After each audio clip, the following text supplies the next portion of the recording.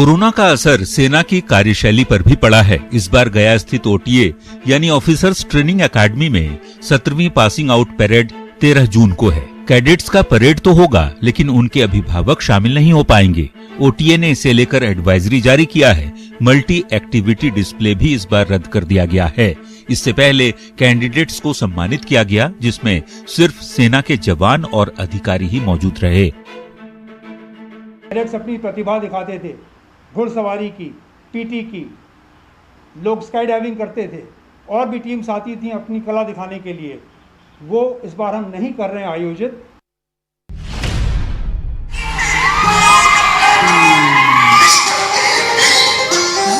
सैकड़ों की भीड़, गानों के बोल पर झूमते लोग। जी हाँ, क्वारंटीन सेंटर्स में परेशानी की खबरें तो आपने बहुत देखी होंगी, लेकिन ये तस्वीरें दिल को सुकून देने वाली हैं। इन नाचते गाते लोगों को देखकर आप समझ गए होंगे कि क्वारंटीन सेंटर हो या फिर आइसोलेशन वार्ड, जिंदगी का अंदाज मस्त होना चाहिए।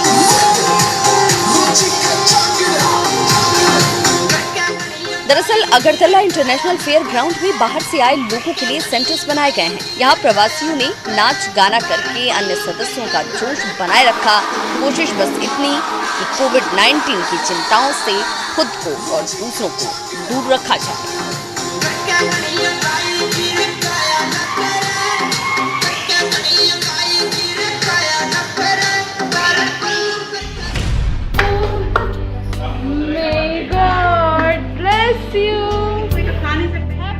केक, बैलून और खिलौने के साथ हैप्पी बर्थडे का संदेश। ये बर्थडे जरा खास है। जी हाँ, छोटी सी बच्ची कोरोना पॉजिटिव है, जो कई दिनों से वायरस से जंग लड़ रही है। गुरुग्राम के ईएसआई अस्पताल में बच्ची का इलाज चल रहा है। इस बीच मंगलवार को इसका जन्मदिन आया। अपनी परेशानी से जूझ रही इस नन्ही परी का खुशी का ठिकाना नहीं रहा जब डॉक्टर्स ने इसके जन्मदिन को खास बना दिया। डॉक्टरों ने अपने तरफ से केक, खिलौने का इंतजाम किया और फिर हो गया हैप्पी वाला बर्थडे। बच्ची का जन्मदिन मनाकर डॉक्टरों ने इसके चेहरे पर मुस्कान बिखेर दी। एक साथ 100 बेड और आसपास खड़े चिकित्सा सेवा से जुड़े लोगों की टीम। कल तक जिस पाटलिपुत्र इंडोर स्टेडियम में टूर्नामेंट आयोजित होता था, आज अस्थायी कोविड-19 हॉस्पिटल में वो तब्दील हो चुका है। ये सब संभव हो पाया है बिहार सरकार की पहल से, जिसे डॉक्टर्स विदाउट बॉर्डर्स ने अंजाम तक पहुंचाया है। अस्पताल में हर वो सुविधा मौजूद है जो कोरोना पेशेंट के लिए जरूरी है। बेड पर ही ऑक्सीजन उपलब्ध है। अलग से आइसोलेशन रूम भी बनाया गया है। साथ ही स्टेडियम के एक ही प्लेटफॉर्म पर नर्सिंग स्टेशन, दवाइयां और इमरजेंसी सब कुछ लगाई गई हैं। पाटलिपुत्र इंडोर स्टेडियम में बने इस अस्पताल से कोरोना मरीजों को सहूलियत मिलेगी।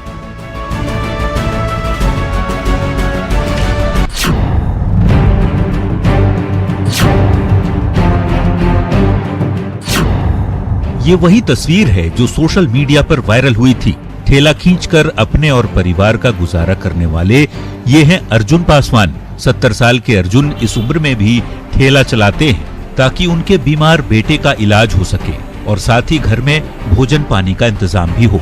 लेकिन जैसे ही इसकी जानकारी जमुई के डीएम को मिली, उन्होंने अर्जुन पासवान को अपने पास बुलाया, आर्थिक मदद दी, साथ ही सरकारी योजना का लाभ मिले इसे लेकर निर्देश भी दिया। सहायता मिलने के बाद बुजुर्ग अपनी पत्नी के साथ खुशी खुशी घर लौट गया।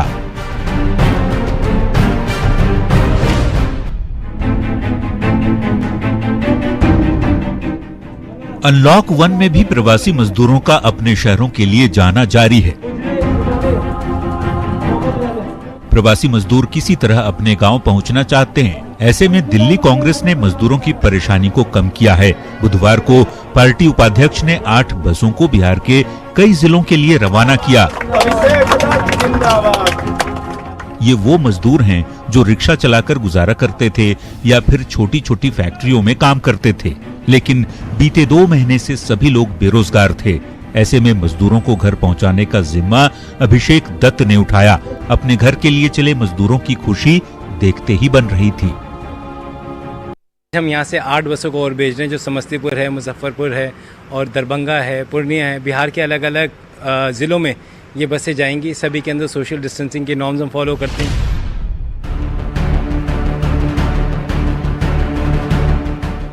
बढ़ी तोंद और चेहरे पर हंसी लिए भभुआ रोड रेलवे स्टेशन पर खड़ी ये हैं आफताब।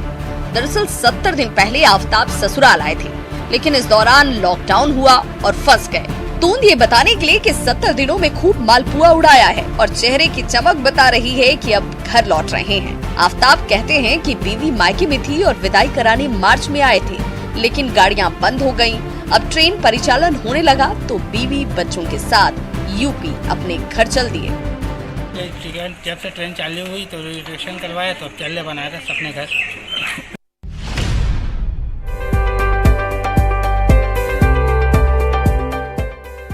गुमला का जिला आपूर्ति शाखा कार्यालय, जहां हर दिन सैकड़ों महिलाएं राशन कार्ड बनवाने पहुंच रही हैं, लेकिन विभाग का चक्कर काटकर थक चुकी हैं। सारे कागजात मौजूद हैं, लेकिन विभाग का कहना है कि निर्धारित कोटा फुल हो चुका है। अब विभाग इस इंतजार में है कि सक्षम लोग अपना राशन कार्ड सरेंडर करें, ताकि इन जरूरतमंदों को कार्ड मुहैया कराया जा सके। सोचने वाली बात है कि कोरोना बंदी के दौरान घर लौटे इन गरीबों का क्या होगा। घर का चूल्हा आखिर कैसे जलेगा? ये हाल तब है जब सरकार ने सभी को राशन कार्ड देने का फैसला किया है। और हमारे पास वैकेंसी नहीं है। जो हमारा लक्ष्य था NFSA में, जनसंख्या के अनुरूप जो लक्ष्य दिया गया था, उसके अनुरूप से हमारा पूरा सैचुरेट मोड में है।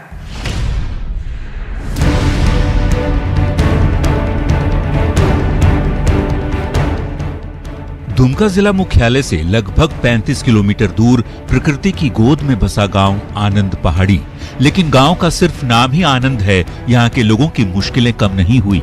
कोरोना बंदी के दौरान पीने के पानी की समस्या और बढ़ गई। स्कूल से पानी लाते थे, लेकिन अब स्कूल बंद है। 9 टोलों में बटे इस गांव में 11 हैंडपंप हैं, लेकिन 7 खराब पड़े हैं। 18 करोड़ रुपए की लागत से जल मीनार का निर्माण कार्य हो रहा है, लेकिन कछुआ गति से। ऐसे में गांव से दूर कुएं और झरने से पानी का इंतजाम मजबूरी है। चापाकल भी खराब हो गया है 2 साल से। हम लोग यहाँ का पानी ही पी रहे हैं। और एक गो झरना है यहाँ पहाड़ के नाला में, वहाँ झरना का पानी भी हम लोग पी रहे हैं।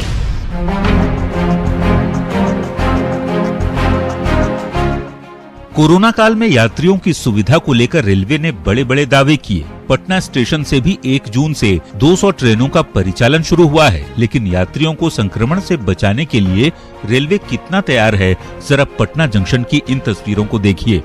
न तो कहीं सोशल डिस्टेंसिंग का पालन किया जा रहा है और न ही सैनिटाइजेशन और थर्मल स्क्रीनिंग की व्यवस्था है। और तो और सैनिटाइजेशन के लिए लगा सेंसर भी काम नहीं कर रहा। जो मशीनें लगी हैं उसमें लिक्विड भी नहीं है। ये हाल तब है जब पटना स्टेशन से हर दिन हजारों यात्री दूसरे शहरों के लिए ट्रेन पकड़ते हैं। कोरोना का भगाना है। विक्ट्री का साइन दिखाते ये बच्चे और युवा, संकल्प इस बात का कि कोरोना से लड़ाई के लिए हम तैयार हैं। दरअसल सीएम नीतीश कुमार ने लोगों से मास्क लगाने की अपील की थी, उसका असर भी दिख रहा है। पंचायत की तरफ से मास्क और साबुन का वितरण किया जा रहा है। ये तस्वीरें भगवानपुर पंचायत की हैं, जहां दलित टोले में भी लोगों ने मास्क पहनकर ये संदेश दिया है कि कोरोना को भगाना है तो फिर मास्क जरूर लगाएं। और जो लोग भी बच्चे और चाहे जो भी ठेला वाले अगर रास्ता में भेटा रहे हैं, उनको भी हम लोग वितरण कर रहे हैं। कम से कम की जागरूक करें कि कम से कम मास्क सबको पहनना चाहिए।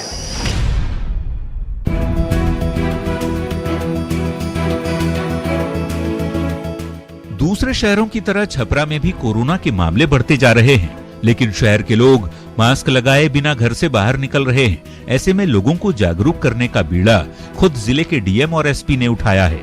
लोगों को जागरूक करने की पहल को लेकर डीएम और एसपी खुद सड़क पर उतर आए। डीएम ने सख्त हिदायत देते हुए लोगों के बीच मास्क बांटे, साथ ही चेतावनी भी दी और कहा कि आज फ्री में मास्क मिल रहा है, कल से बिना मास्क दिखे तो जुर्माना वसूला जाएगा। दुकानदारों को भी सख्त हिदायत दी गई है। डीएम और एसपी की इस अपील का असर भी दिख रहा है। शहरी क्षेत्र में भी जो लोग जिन निचले तबके की जिनकी आर्थिक स्थिति अच्छी नहीं है, उनको भी मास्क देने का हम लोगों का कार्यक्रम जारी है। अब कल से अगर जो लोग जानबूझ करके वायलेशन करेंगे उन पे हम लोग कार्रवाई भी करेंगे।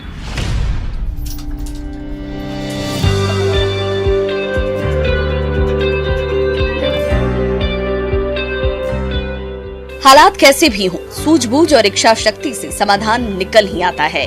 जी हाँ, कोरोना से संक्रमण से बचाव के लिए आप मास्क लगाते हैं, ऐसे में पहचान का संकट बना रहता है, लेकिन बोकारो के एक व्यवसायी ने इसकी खोज निकाली है। प्रेस्टो पर्सनलाइज्ड वंडर्स के रंजन गुप्ता ने कस्टमाइज्ड मास्क बनाना शुरू कर दिया है। बस मोबाइल से तस्वीर उतारी, कंप्यूटर पर प्रोसेसिंग मशीन से 3D पिक्चर्स बनाई गई और फिर मास्क तैयार। बस 75 रुपए में आपका चेहरा हूबहू मास्क के रूप में आपके सामने। लोगों को ये मास्क बेहद पसंद आ रहा है। हमारे कंप्यूटर में चेहरे का फोटो लेके उनका वो पार्ट जो है जो प्रिंट होना है उसको कटिंग करके उसमें सप्लीमेशन करते हैं।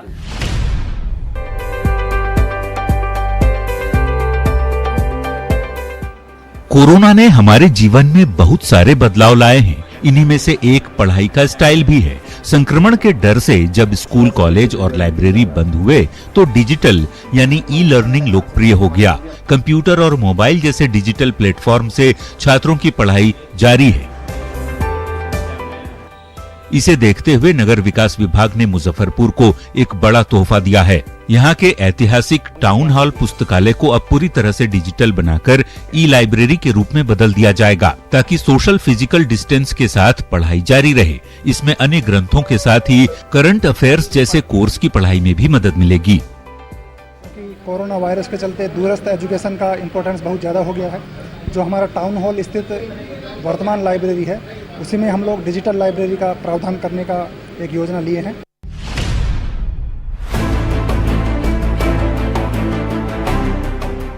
पहले हैंड सैनिटाइजेशन, फिर थर्मल स्क्रीनिंग और उसके बाद हर ग्राहक का मोबाइल नंबर रजिस्टर में दर्ज।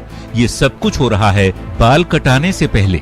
ये पार्लर किसी बड़े शहर का नहीं बल्कि बिहार के सिवान का है, जहां ग्राहकों के साथ ही यूज में आने वाले सामानों को भी सैनिटाइज किया जा रहा है। मकसद बस एक ही है, कोरोना वायरस से लोगों को बचाना। पार्लर संचालक पप्पू कहते हैं कि ग्राहकों की जान के साथ खिलवाड़ ना हो, इसलिए सुरक्षा के हर उपाय किए जा रहे हैं। ऐसे दौर में जहां सरकारी दिशा निर्देशों की अनदेखी लोगों की आदत में शुमार होती जा रही है, वैसे दौर में पप्पू ठाकुर नजीर हैं उन लोगों के लिए जो कोरोना की गंभीरता को समझ नहीं पाते और लापरवाही में जानलेवा वायरस के शिकार हो जाते हैं। अपने सैलून में कस्टमर जो भी आते हैं उनको सैनिटाइज कराते हैं। सैनिटाइज कराने के बाद थर्मो जो स्क्रीन दिया जाता है उनका वो लेते हैं।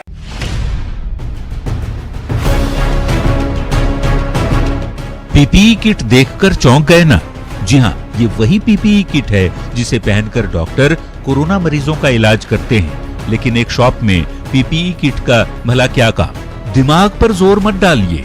असलम इसी पीपीई किट को पहनकर अपने ग्राहकों का बाल काटते हैं। और बात सिर्फ अपनी सावधानी की ही नहीं, असलम ने अपने ग्राहकों के लिए बड़े कड़े नियम बना रखे हैं। बिना सैनिटाइजेशन के किसी ग्राहक को पार्लर में जाने की अनुमति नहीं है। असलम इतना एहतियात बरत रहे हैं और लोगों को जागरूक कर रहे हैं, ये भी तब जब वो खुद बहुत ज्यादा पढ़े लिखे नहीं हैं। नया हमारे पास कपड़ा है, नई टाविल है और नया कंघा है। सैनिटाइजर उसके हाथों में भी लगवा रहे हैं, अपने हाथों में भी लगा रहे हैं।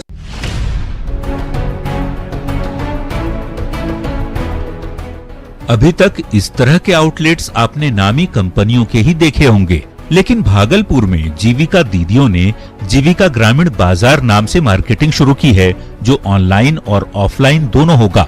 दुकान की खासियत यह है कि यहाँ सिर्फ वही सामान मिला करेंगे जिनका निर्माण सेल्फ हेल्प ग्रुप के तहत होगा। दावा ये किया जा रहा है कि किसी भी दूसरे आउटलेट से सस्ती दरों पर यहाँ सामान मिलेगा। रानी तालाब के पास स्थित ये दुकान बिहार में पहला दुकान है जहाँ ऑनलाइन और ऑफलाइन कारोबार होगा। लॉकडाउन जैसे टूटा, हम लोगों ने इसकी उद्घाटन पिछले 3 तारीख को तुरंत करवा दिया है।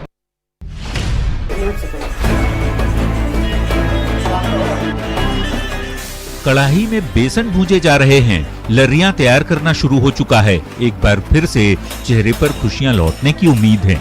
जी हाँ, लॉकडाउन के कारण बड़े से लेकर छोटे उद्योग प्रभावित हुए। इसमें मोतिहारी में संचालित होने वाला सोन पापड़ी उद्योग भी शामिल है। सप्लाई चेन टूट जाने और शादी विवाह सहित अन्य आयोजनों पर रोक के कारण इस उद्योग से जुड़े लोगों को लाखों रुपए का घाटा हुआ है। लेकिन एक बार फिर से जिंदगी ढर्रे पर लौट आए, इसी उम्मीद में काम शुरू हो चुका है।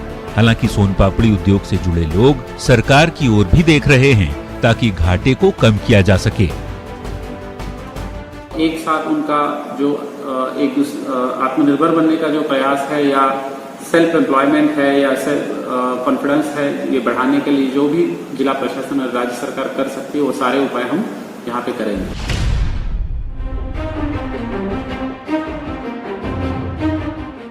कोरोना ने जरूरत के हिसाब से बदलने का संदेश दिया है, तभी तो सरकार और प्रशासन इसके हिसाब से ही काम कर रही है। अब उत्तरकाशी को ही देखिए, जिस पिरूल यानी चीड़ को बेकार माना जाता था, अब यही पिरूल रोजगार का बड़ा साधन बनने जा रहा है।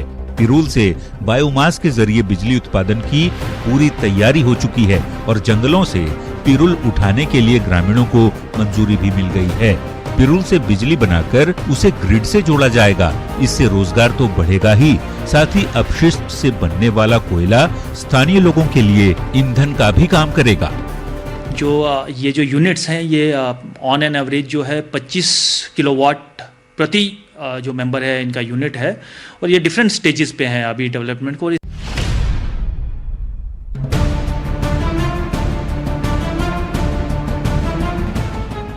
कोरोना के कारण घर लौटे लोगों की सबसे बड़ी चिंता है काम, लेकिन इनसे मिलिए।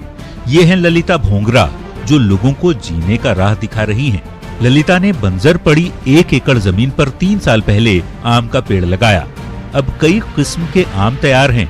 यही नहीं, आम के पौधों के बीच में ये सब्जी की खेती भी करती हैं। सब्जी से साल भर अच्छी कमाई हो जाती है और अब आम भी तैयार है, मतलब एक पंथ और 2 काज।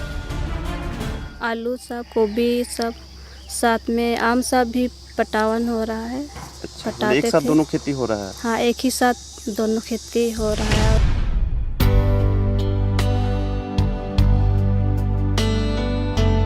अपने नए विचारों की वजह से सिद्धेश्वर एक सफल व्यवसायी हैं। सिद्धेश्वर ने हमेशा कुछ अलग करने की कोशिश की। जी हाँ, सब्जियां, फल, दाल और अनाज का निर्यात तो आपने सुना होगा, लेकिन कभी ड्रम स्टिक या सहजन की पत्तियों का निर्यात सुना है? ओडिशा के बोलासीर जिले के किसान सिद्धेश्वर ने ये कर दिखाया है। उन्होंने ड्रम स्टिक की पत्तियों की खेती शुरू की और अब उसके सूखे पत्ते नासिक, जयपुर और नई दिल्ली को निर्यात कर रहे हैं। फिलहाल अपने भाई कपिलेश्वर के साथ 5 एकड़ जमीन में वो ड्रम स्टिक की खेती कर रहे हैं। इन पत्तों का इस्तेमाल कोरोना दवाओं की तैयारी में भी किया जा रहा है।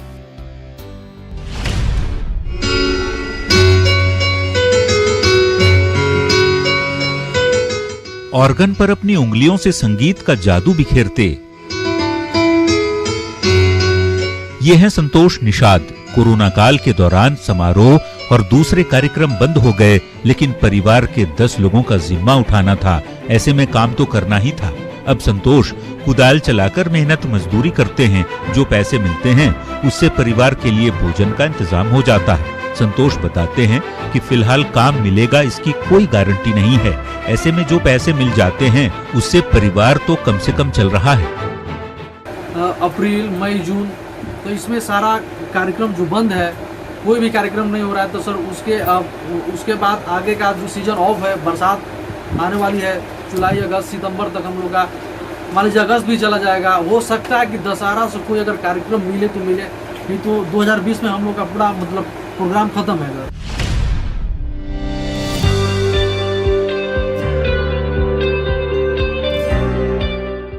एक साथ खड़ी सैकड़ों मोटरसाइकिल और तंबू में चल रहा कार्यक्रम ये बताने के लिए काफी है कि यहाँ कोई समारोह चल रहा है।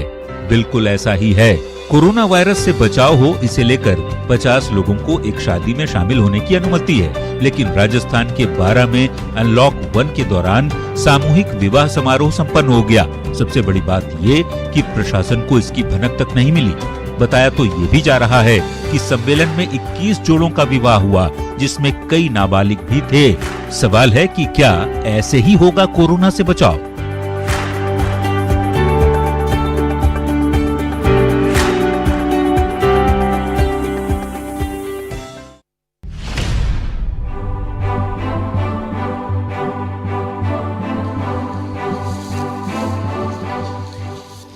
ये नन्हा हाथी तो याद होगा आपको। ये सम्राट है जो कोरोना काल में अपने झुंड से बिछड़ गया था। चाईबासा के जंगलों से गांव में पहुंचे सम्राट को अब अपनों की कमी महसूस नहीं होगी। जी हाँ, ये संभव हुआ है रांची के बिरसा मुंडा जू प्रबंधन की वजह से। जू ने एक वीडियो जारी किया है जिसमें 22 साल की हथनी लखी ने सम्राट को अपना लिया है। लखी भी 22 साल पहले अपनों से बिछड़कर गांव में पहुंच गई थी। शायद उसकी यादें अब भी जहन में हैं। तभी तो अनाथ सम्राट को माँ जैसा प्यार दे रही है।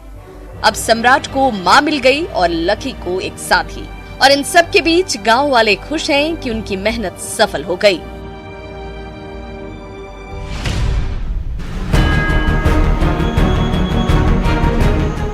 अनलॉक 1 के दौरान बिहार के मंदिरों के कपाट खुल गए, लेकिन बोधगया महाबोधि मंदिर श्रद्धालुओं के लिए बुधवार से खुला। पहले दिन सरकार की एडवाइजरी को लेकर प्रबंधन चौकन्ना दिखा। आने वाले सभी श्रद्धालुओं की थर्मल स्क्रीनिंग की जा रही है और गर्भगृह सहित पूरे मंदिर परिसर में सोशल डिस्टेंसिंग का पालन किया जा रहा है। गर्भगृह में दर्शन के लिए जाने से पहले श्रद्धालुओं को सैनिटाइजर भी दिया जा रहा है। फिलहाल श्रद्धालु मंदिर परिसर में मेडिटेशन नहीं कर पाएंगे।